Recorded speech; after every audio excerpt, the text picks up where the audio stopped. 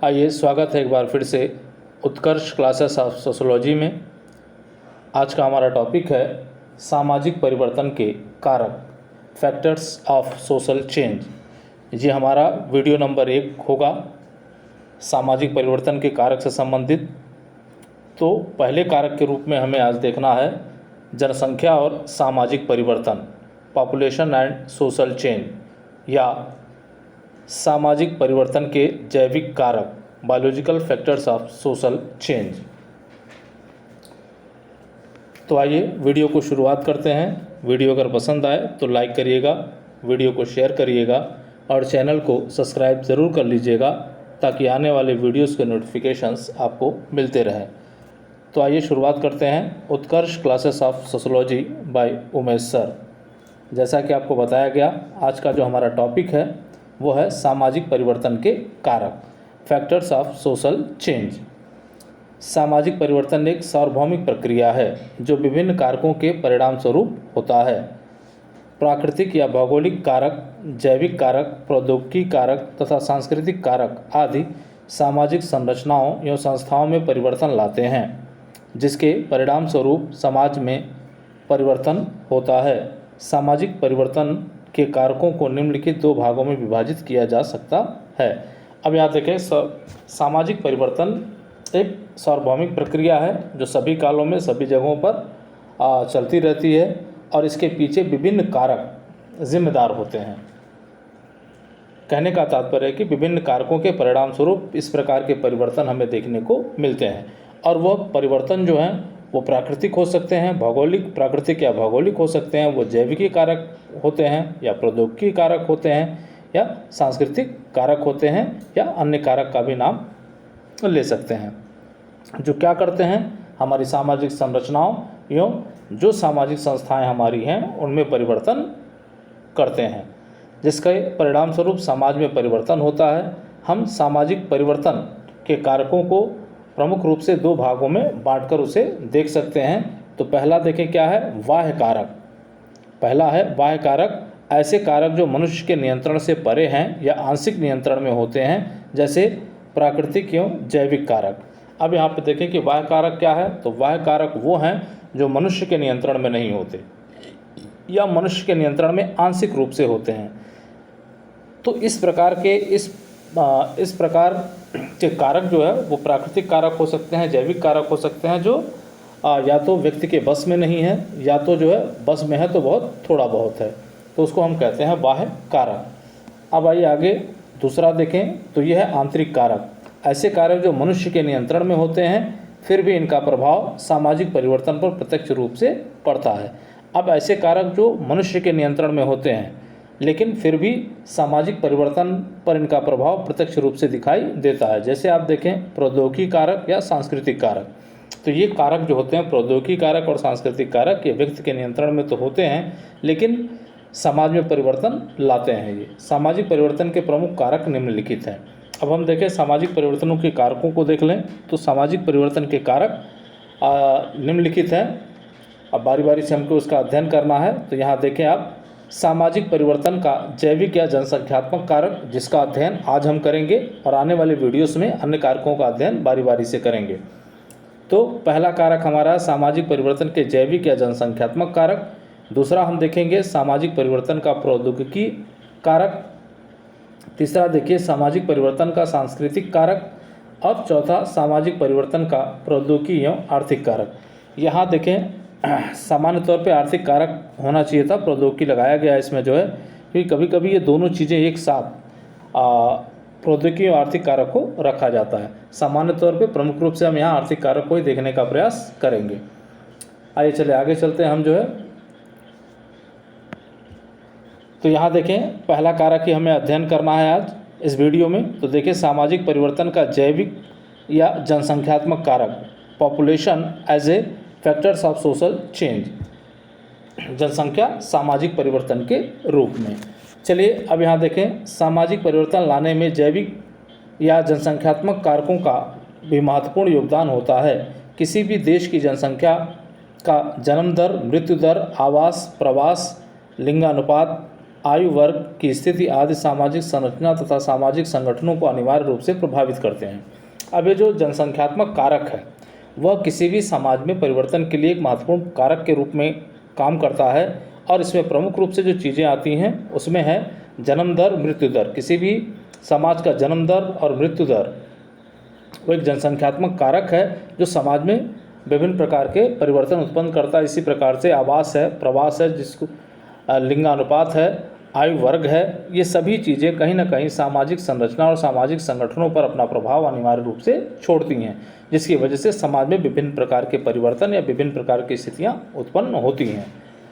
जनसंख्या आर्थिक, सामाजिक, राजनीतिक, वैचारिक आदि परिवर्तन के लिए एक जिम्मेदार कारक होने के साथ साथ युद्ध और क्रांति के लिए भी उत्तरदायी होती है। जनसंख्या न केवल जनसंख्या आर्थिक क्षेत्र को भी प्रभावित करती है, सामाजिक क्षेत्र को भी प्रभावित करती है, राजनीतिक क्षेत्र को भी प्रभावित करती है, वैचारिकी के क्षेत्र में भी प्रभाव डालती है। साथ ही साथ इसकी जिम्मेदारी जो है युद्ध के और क्रांति के समय भी महत्वपूर्ण होती है या ये जिम्मेदार होते हैं, जो सामाजिक संगठन तथा समाज की अर्थव्यवस्था पर अपना प्रभाव डालते हैं। और ये समस्त ये जनसंख्यात्मक कारक सामाजिक संगठन तथा समाज की अर्थव्यवस्था पर अपना प्रभाव डालते हैं। परिवार, विवाह, स्त्रियों की स्थिति, सामाजिकरण की प्रक्रिया, सामाजिक मूल्य आदि के निर्धारण में जनसंख्या का महत्वपूर्ण स्थान होता है। अब परिवार कैसा होगा ये जनसंख्या तय करेगी, किस प्रकार के परिवार पाए जाएंगे। विवाह किस प्रकार का होगा, एकाकी विवाह होगा या समूह विवाह, बहुपद विवाह होगा या बहुपत्नी विवाह होगा, ये तय करता है कि जनसंख्या की स्थिति क्या है या स्त्री और पुरुष के में संतुलन किस प्रकार का है, समाज में स्त्रियों की स्थिति कैसी होगी, ये समाजीकरण की प्रक्रिया कैसा होगा, सामाजिक मूल्य कैसे निर्धारित किए जाएंगे।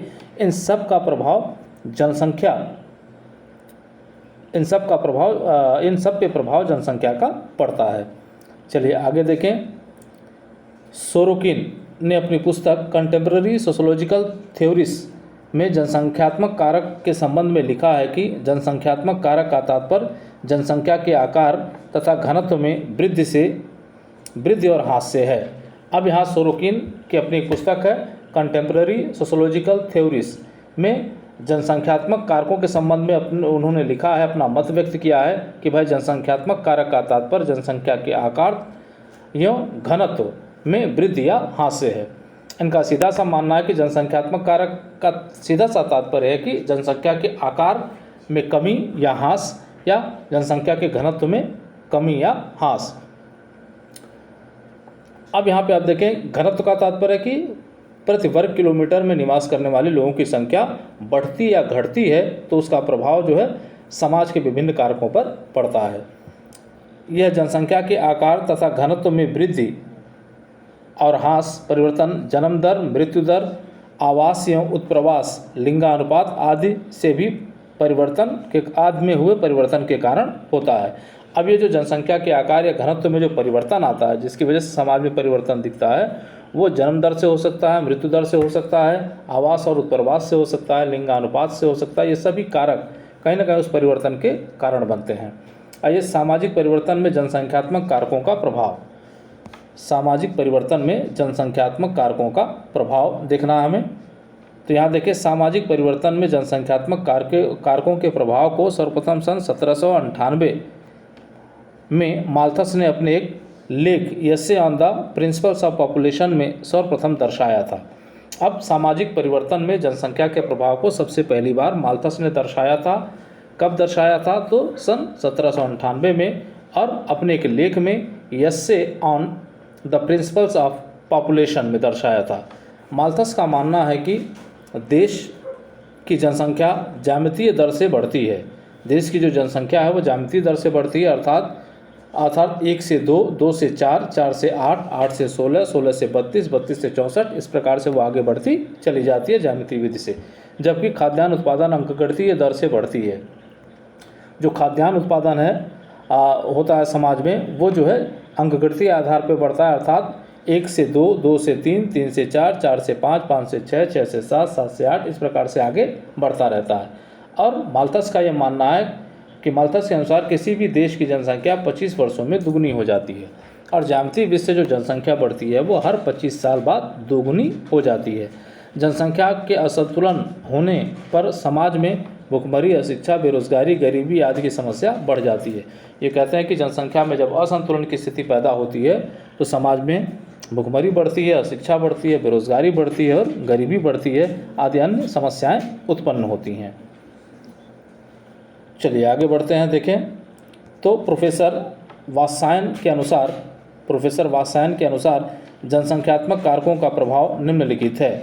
तो पहला ये बताते हैं कि जनसंख्या के आकार का प्रभाव, और दूसरा ये कहते हैं कि जनसंख्या की बनावट का प्रभाव।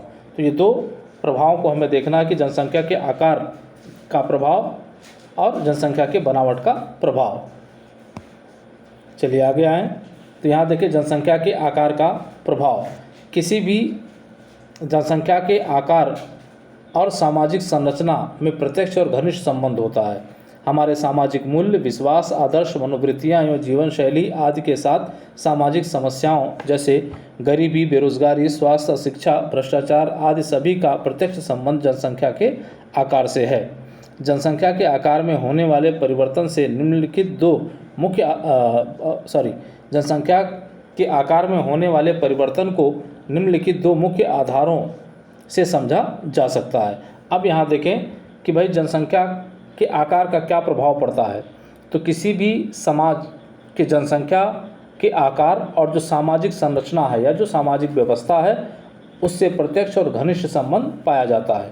जनसंख्या के अनुसार ही समाज में सामाजिक मूल्यों, विश्वासों, आदर्शों, मनोवृत्तियों और जीवन शैलियों आदि का निर्धारण होने के साथ साथ विभिन्न प्रकार की समस्याओं जैसे गरीबी, बेरोजगारी, स्वास्थ्य, शिक्षा, भ्रष्टाचार आदि सभी से जनसंख्या के आकार का प्रत्यक्ष संबंध जो है वो होता है। जनसंख्या के आकार में परिवर्तन को, जो जनसंख्या के आकार में जो परिवर्तन होता है उसके पीछे प्रमुख रूप से कुछ कारक जिम्मेदार होते हैं। उन कारकों में अगर हम बात करें तो पहला जो है आधार होता है जन्म एवं मृत्यु दर, बर्थ एंड डेथ रेट। अगला आप्रवास एवं उत्प्रवास, इमिग्रेशन एंड एमिग्रेशन। तो दो कारक प्रमुख हैं इसमें जो है, और इन दो कारकों की चर्चा हमें करते हुए चलना है। तो यहाँ देखें जन्म दर एवं मृत्यु दर, birth rate and the death rate. अब यहाँ पे देखें जन्म दर या मृत्यु दर की अधिकता या कमी जनसंख्या के आकार को बढ़ाने और घटाने में प्रत्यक्ष रूप से संबंधित है। अब यहाँ पे आप देखें कि किसी भी समाज की जन्म दर अगर बहुत तीव्र होती है तो जनसंख्या बड़ी तीव्र गति से बढ़ती है। कहीं मृत्यु दर अगर अधिक हो जाती है तो जनसंख्या बड़ी तीव्र गति से घटने लगती है। इसका मतलब है कि जन्म दर और मृत्यु दर की अधिकता या कमी जनसंख्या के आकार को बढ़ाने और घटाने में अपनी महत्वपूर्ण भूमिका निभाती है।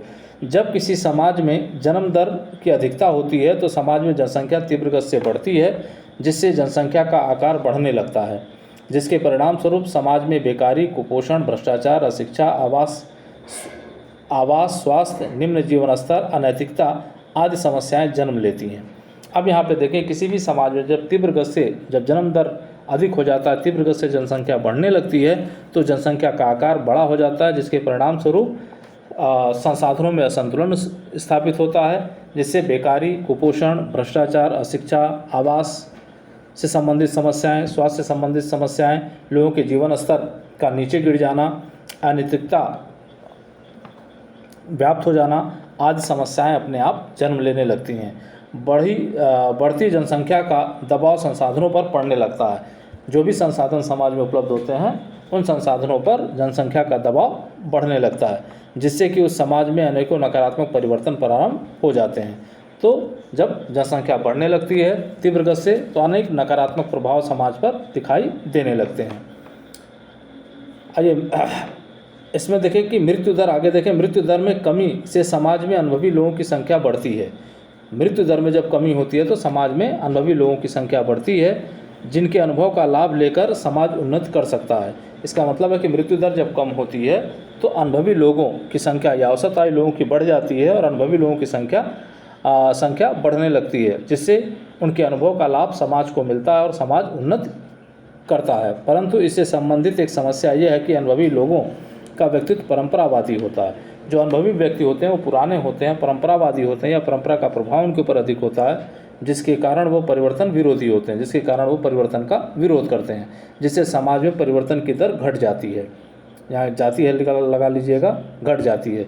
इसका मतलब कि मृत्यु दर कम होने से ये समस्या खड़ी होती है और मृत्यु दर अधिक होने से जनसंख्या तीव्र गति से घटने लगती है। यहाँ देखें, सोरोकिन के अनुसार इस प्रकार जनसंख्या के आकार में होने वाले परिवर्तन लोगों के आचरण, नैतिकता, न्यायप्रियता और मनोवृत्तियों में भी परिवर्तन कर देते हैं। सोरोकिन कहते हैं कि जब जनसंख्या के आकार में परिवर्तन होता है तो उसी अनुरूप लोगों के आचरण में भी परिवर्तन होता है, उनकी नैतिकता में भी उसी प्रकार का परिवर्तन होता है, उनकी न्यायप्रियता में भी उसी प्रकार का परिवर्तन होता है और मनोवृत्तियों में भी उसी प्रकार का परिवर्तन हो जाता है। चलिए आगे देखें, बी देखें, अप्रवास एवं उत्प्रवास, इमिग्रेशन एंड एमिग्रेशन।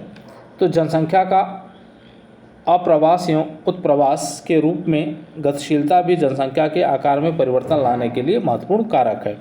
अब जनसंख्या का अप्रवास एवं उत्प्रवास ये दोनों ही समाज में गतिशीलता लाने के लिए महत्वपूर्ण हैं, जिसकी वजह से जनसंख्या के आकार में परिवर्तन होता है।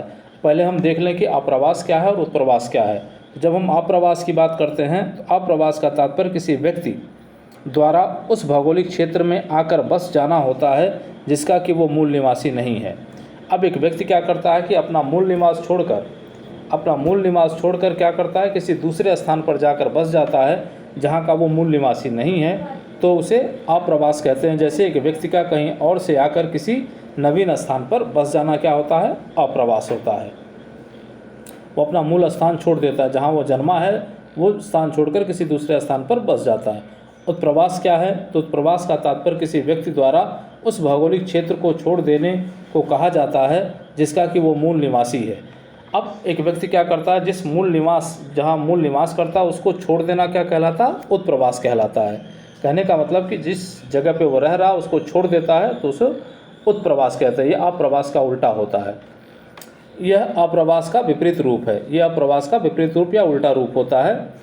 जैसे एक व्यक्ति का अपने देश को छोड़कर किसी अन्य देश में जाकर बस जाना, किसी व्यक्ति का अपने देश को छोड़कर किसी दूसरे देश में बस जाना क्या होता है, जहाँ से वो छोड़ के जाएगा वो उत्प्रवास है और जहाँ जाकर वो बसेगा वो अप्रवास होगा। आगे देखें, इसमें जो है अप्रवास एवं उत्प्रवास किसी समाज की जनसंख्या के आकार को बढ़ाने या कम करने में महत्वपूर्ण भूमिका निभाते हैं। अब अप्रवास और उत्प्रवास किसी जनसंख्या के आकार को बढ़ाने और घटाने में अपनी महत्वपूर्ण भूमिका निभाते हैं, जिससे कि समाज में असंतुलन की स्थिति पैदा हो जाती है। तो जब जनसंख्या कहीं से निकल कर कहीं जाती है तो जहाँ से निकलती है वहाँ जनसंख्या कम होती है, जहाँ जाती है वहाँ जनसंख्या बढ़ती है, जिससे कि समाज में असंतुलन की स्थिति पैदा होती है। जब ये चीज़ें बड़े स्तर पर होने लगती हैं तो समाज में असंतुलन की स्थिति पैदा हो जाती है। अप्रवास में जनसंख्या का आकार बढ़ जाता है, जिससे समाज में अनेक प्रकार की समस्याएं उत्पन्न हो जाती हैं। वहीं उत्प्रवास में जनसंख्या का आकार छोटा होने लगता है, इससे भी अनेक प्रकार की समस्याएं समाज में उत्पन्न होती हैं। अप्रवास या उत्प्रवास से विभिन्न प्रकार की संस्कृतियां परस्पर एक दूसरे के संपर्क में आती हैं, जिससे समाज में तीव्र परिवर्तन देखने को मिलता है। अब यहाँ अगर जनसंख्या किसी क्षेत्र से निकलकर दूसरे क्षेत्र में जाती है तब भी समस्याएं खड़ी होती हैं, और जिस क्षेत्र से छोड़ के जाती हैं वहाँ भी समस्याएं खड़ी होती हैं, और जिस क्षेत्र में जाती हैं वहाँ भी समस्याएं तमाम तरह की खड़ी हो जाती हैं। आवास की समस्या या पोषण की समस्या या अन्य समस्याएं जो है उत्पन्न हो जाती हैं। किसी क्षेत्र के संसाधनों पर अतिरिक्त जनसंख्या का दबाव वहाँ पड़ने लगता है। अप्रवास और उत्प्रवास से विभिन्न प्रकारों की संस्कृतियों का आदान प्रदान भी होता है, जिससे कि समाज में तीव्र गति से परिवर्तन देखने को मिल जाता है। आगे आए देखें, इसी के संबंध में डासन और गेटिस ने लिखा है कि आधुनिक संसार की अत्यधिक गतिशीलता भी सामाजिक विघटन की दिशा में सामाजिक परिवर्तन उत्पन्न करती हैं। ये कहते हैं कि आधुनिक समाज में अत्यधिक सामाजिक गतिशीलता हो रही है, जिसके कारण से सामाजिक विघटन उत्पन्न हो रहा है, और ये विघटन कहीं ना कहीं जो है सामाजिक परिवर्तन उत्पन्न कर रहा है। ये डासन एवं गेटिस का मानना है। इसी प्रकार स्मिथ ने लिखा कि स्थान परिवर्तन प्रत्यक्ष रूप से केवल जनसंख्या की शारीरिक बनावट और स्वास्थ्य को ही प्रभावित नहीं करता, बल्कि समाज के सामाजिक ढांचे, प्रक्रियाओं और व्यक्तियों के व्यक्तित्व को भी अत्यधिक प्रभावित करता है। अब स्मिथ ये कहते हैं कि अगर कोई जनसंख्या अपना स्थान परिवर्तन कर रही है तो केवल उसके शारीरिक बनावट और उसके स्वास्थ्य कोई परिप्रत्यक्ष प्रभाव नहीं पड़ेगा, बल्कि समाज के सामाजिक ढांचे पर भी उसका प्रभाव पड़ेगा, समाज की प्रक्रियाओं पर भी प्रभाव पड़ेगा और एक स्थान से दूसरे स्थान पर जाने वाले व्यक्तियों के व्यक्तित्व पर भी उसका अत्यधिक प्रभाव पड़ेगा। ये स्मिथ का मानना है कि भाई कोई भी व्यक्ति स्थान परिवर्तन करता है तो उसकी शारीरिक और स्वास्थ्य या मानसिक चीज़ें ही प्रभावित नहीं होती, बल्कि उसके सामाजिक ढांचे, प्रक्रिया और व्यक्तियों के व्यक्तित्व में भी परिवर्तन आ जाता है। अब आइए यहाँ देखें, दूसरा हम देख रहे हैं यहाँ पे जनसंख्या की बनावट का प्रभाव। तो जनसंख्या संबंधी संरचना या बनावट का निर्माण करने में आयु समूह, लिंगानुपात, वैवाहिक स्तर तथा स्त्रियों की स्थिति का विशेष महत्व होता है। जनसंख्या में गतिशीलता दो प्रकार की होती है, एक कुछ समय अर्थात प्रतिदिन या कुछ दिन के लिए और दूसरा अस्थायी अर्थात हमेशा के लिए। ये दो प्रकार की गतिशीलता हमें देखने को मिलती है। कुछ समय के लिए होता है, रोज के लिए हो सकता है, कुछ दिन के लिए हो सकता है, या हमेशा या अस्थायी के लिए हो सकता है। अब यहाँ देखिए कि जनसंख्या संबंधी जो बनावट है, जो संरचना है या जो बनावट है, उसका निर्माण प्रमुख रूप से समाज के लोगों के आय समूह से होता है, लिंगानुपात स्त्री और पुरुष के अनुपात से होता है, या वैवाहिक स्तर किस प्रकार का है, वैवाहिक प्रारूप किस प्रकार का, इसके आधार पर होता है। समाज में स्त्रियों की स्थिति क्या है, इसके आधार पर जो है जनसंख्या की बनावट का निर्धारण जो है वो होता है। तो यहाँ पे देखें कि जो भी ये बनावट की जो स्थिति है वो जो है गतिशीलता जो होती है, या तो जो है वो कुछ दिनों के लिए हो सकती है, या रोज़ जाना और रोज़ आना। जैसे व्यक्ति गांव में रहता है और शहर में काम करने जाता है, दिन भर काम करता है, शाम को लौट आता है, या कुछ दिन के लिए कहीं बाहर दिल्ली बम्बई कमाने जाता है, कुछ दिन वहाँ निवास करता है, फिर वापस अपने घर आता है। तो इस तरह से जो है अस्थायी और अस्थायी गतिशीलता जो है समाज में चलती रहती है। दोनों प्रकार की गतिशीलता समाज में परिवर्तन के लिए उत्तरदायी होती है। ये जो दोनों प्रकार की जो गतिशीलता होती है वो समाज में परिवर्तन के लिए उत्तरदायी होती है, क्योंकि व्यक्ति गांव से निकलकर शहर में जो मजदूरी के लिए जाता है, सिर्फ वो पैसा नहीं कमाता, बल्कि वहाँ से अपनी संस्कृतियों, शहर की संस्कृतियों को भी अपने परिवार में ले आता है, जिससे वहाँ परिवर्तन होता है उसके परिवार में। उसी प्रकार व्यक्ति दिल्ली मुंबई कमाने जाता है तो वहाँ भी सिर्फ पैसा ही ना कमा के वहाँ की संस्कृतियों को भी अपने क्षेत्र में लेकर आता है, जिसका प्रभाव स्पष्ट रूप से उसके परिवार, उसके आस पड़ोस में दिखाई देने लगता है। जनसंख्या की बनावट का प्रभाव निम्नलिखित कारकों में होने वाले परिवर्तन से समझा जा सकता है। जनसंख्या के बनावट में जो बनावट का प्रभाव जो होता है वो कुछ कारकों के द्वारा हम समझ सकते हैं, और वह कारक कौन कौन से हैं ज़रा देख लें। तो ये है पहला कारक हमारा आयु समूह। सामाजिक परिवर्तन की दर को कम या अधिक करने में आयु समूह का महत्वपूर्ण योगदान होता है। जो भी आयु समूह है वो आयु समूह समाज में परिवर्तन की दर को निर्धारित करने में अपनी महत्वपूर्ण भूमिका निभाते हैं। कैसे? तो यदि समाज में अधिक आयु वर्ग के व्यक्तियों की संख्या अधिक होती है तो समाज में प्रथाओं और परंपराओं का प्रभाव भी अधिक होगा, जिसके कारण समाज में परिवर्तन की दर कम हो जाती है। अब जो समाज में जब पुराने लोग होते हैं, अधिक आयु वर्ग के लोग जब होते हैं, तो परंपराओं और प्रथाओं से ज़्यादा जुड़े होते हैं, जिसकी वजह से वो परिवर्तन का विरोध करते हैं या परिवर्तन को जल्दी स्वीकार नहीं करते, जिसका परिणाम ये होता है कि समाज में परिवर्तन की दर जो होती है वो धीमी पड़ जाती है। इसके विपरीत कम आयु समूह पर प्रथाओं परंपराओं का प्रभाव न्यूनतम होने के कारण ऐसे समाजों में परिवर्तन की गति तीव्र होती है। इस प्रकार आयु समूह समाज को दिशा देने में अपनी महत्वपूर्ण भूमिका निभाता है। अब यहाँ देखें कि इसके विपरीत अगर आयु समूह कम है या औसत आयु समाज का कम है, तो निश्चित है कि प्रथाओं और परंपराओं का प्रभाव उनके ऊपर कम होगा, जिसके कारण से समाज में परिवर्तन की प्रक्रिया तीव्र होगी। और ये सही है कि आयु समूह ही समाज की दिशा को निर्धारित करने में अपनी महत्वपूर्ण भूमिका निभाता है। आइए अगला देखें, लिंगानुपात। तो यहाँ देखिए किसी भी समाज के सामाजिक संबंधों के निर्धारण में लिंगानुपात की महत्वपूर्ण भूमिका होती है। समाज में स्त्रियों और पुरुषों के अनुपात में होने वाला परिवर्तन सामाजिक परिवर्तन की स्थिति उत्पन्न करता है। अब किसी भी समाज में जो सामाजिक संबंधों का निर्धारण होता है, सामान्य तौर पे आप देखें तो वो लिंगानुपात उसमें अपनी महत्वपूर्ण भूमिका निभाता है। इसका मतलब कि स्त्री और पुरुष की संख्या जो है समाज में सामाजिक संबंधों के निर्धारण में महत्वपूर्ण भूमिका निभाती हैं। समाज में स्त्रियों और पुरुषों के अनुपात में होने वाला परिवर्तन, अगर स्त्रियों की संख्या घटती या बढ़ती है या पुरुषों की संख्या घटती या बढ़ती है, तो उससे जो है समाज में विभिन्न प्रकार के परिवर्तन उत्पन्न होते हैं। लिंगानुपात से तात्पर्य प्रति 1000 पुरुषों पर स्त्रियों की संख्या से है। लिंगानुपात से सीधा सा मतलब होता है कि 1000 पुरुषों पर कितनी स्त्रियां हैं। लिंगानुपात का प्रभाव विभिन्न प्रकार के सामाजिक संस्थाओं पर स्पष्ट रूप से पड़ता है।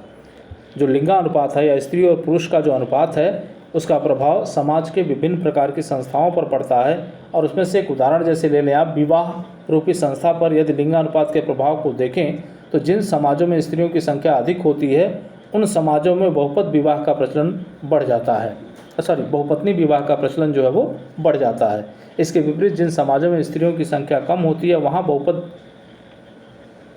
बहुपद विवाह का प्रचलन बढ़ जाता है। तो ये सिर्फ एक उदाहरण दिया जा रहा है आपको कि किस प्रकार से जो है समाज में लिंगानुपात परिवर्तित होने के कारण या लिंगानुपात में असंतुलन होने के कारण सामाजिक संस्थाओं में परिवर्तन देखने को मिल सकता है। इस प्रकार लिंगानुपात में होने वाला परिवर्तन संपूर्ण सामाजिक संस्थाओं को परिवर्तित कर देता है। तो लिंगानुपात में यदि परिवर्तन हो रहा है तो उसकी वजह से संपूर्ण सामाजिक व्यवस्था में भी परिवर्तन होने की संभावना रहती है। अगला देखें आप, जो यहाँ तीसरा है, अंतिम स्तर है ये, वैवाहिक स्तर। विवाह हमारे समाज की सबसे महत्वपूर्ण संस्थाओं में से एक प्रमुख संस्था है। अतः वैवाहिक स्तर में होने वाला किसी भी प्रकार का परिवर्तन संपूर्ण सामाजिक व्यवस्था को परिवर्तित कर देता है। अब विवाह हमारे समाज की सबसे एक महत्वपूर्ण संस्था है जिससे कि परिवार की संरचना होती है और परिवार ही समाज का आधार है, क्योंकि वही इकाई देता है संपूर्ण समाज को। इसलिए विवाह भारतीय समाज में एक महत्वपूर्ण संस्था के रूप में या अन्य समाजों में एक महत्वपूर्ण संस्था के रूप में केंद्रित है। अतः वैवाहिक स्तर में किसी भी प्रकार का होने वाला परिवर्तन जो है संपूर्ण सामाजिक व्यवस्था को परिवर्तित करने की क्षमता रखता है। जैसे बहुपत्नी विवाह अथवा बाल विवाह के स्थान पर एक विवाह और विलंब विवाह का प्रचलन होने से समाज में स्त्रियों की स्थिति में आश्चर्यजनक परिवर्तन देखने को मिलता है। अब यह एक उदाहरण दिया जा रहा है कि बहुपत्नी विवाह अथवा बाल विवाह के स्थान पर जब एक विवाह या विलंब विवाह का प्रचलन हुआ तो स्त्रियों की स्थिति में आश्चर्यजनक परिवर्तन हुआ या स्त्रियों की स्थिति बहुत अच्छी हो गई, जिसका प्रभाव आने वाली पीढ़ियों पर भी पड़ता है। अब स्त्रियों की स्थिति अच्छी होती है तो फिर आने वाली पीढ़ियों पर भी उसका प्रभाव स्पष्ट रूप से दिखाई देता है। कभी कभी विलंब विवाह यौन अनैतिकता एवं व्यभिचार को उत्पन्न कर समाज में नकारात्मक परिवर्तन भी करता है। अब कभी कभी विलंब विवाह क्या करता है कि यौन अनैतिकता को या व्यभिचार को उत्पन्न कर देता है, जिससे समाज पर नकारात्मक प्रभाव पड़ता है। आगे देखें, उपरोक्त कारकों के अतिरिक्त जनसंख्यात्मक कारकों का घनिष्ठ संबंध किसी समाज के सामाजिक संगठन, सामाजिक विचारधारा, आर्थिक व्यवस्था, सामाजिक संस्थाओं, राजनीतिक संस्थाओं, युद्ध एवं क्रांति आदि से भी होता है। अब यहाँ देखिए कि जनसंख्यात्मक कारकों का प्रभाव आप देखें तो सामाजिक संगठन से भी इसका जनसंख्या का सीधा संबंध पाया जाता है। जनसंख्या में होने वाला परिवर्तन सामाजिक संगठन में भी परिवर्तन करता है, सामाजिक विचारधारा में भी परिवर्तन ला देता है, आर्थिक व्यवस्था को भी परिवर्तित करता है, सामाजिक संस्थाओं में तो परिवर्तन होता ही है, राजनीतिक संस्थाएं भी बदल जाती हैं, युद्ध और क्रांति आदि में भी जनसंख्यात्मक कारकों का महत्वपूर्ण योगदान होता है। जनसंख्यात्मक कारक उक्त सभी कारकों में परिवर्तन के लिए उत्तरदायी हो सकते हैं, अर्थात समाज में होने वाले परिवर्तन किसी न किसी रूप से जनसंख्यात्मक कारकों से प्रभावित होते हैं। जो भी समाज में परिवर्तन हो रहा है वो कहीं ना कहीं जनसंख्या का भी प्रभाव स्पष्ट रूप से उस पर दिखाई देता है। तो ये आज का वीडियो रहा। उम्मीद करते हैं वीडियो आपको पसंद आएगा, तो वीडियो को पसंद करिएगा, वीडियो को लाइक करिएगा, शेयर करिएगा और चैनल को सब्सक्राइब ज़रूर कर लीजिएगा। जय हिंद, जय भारत।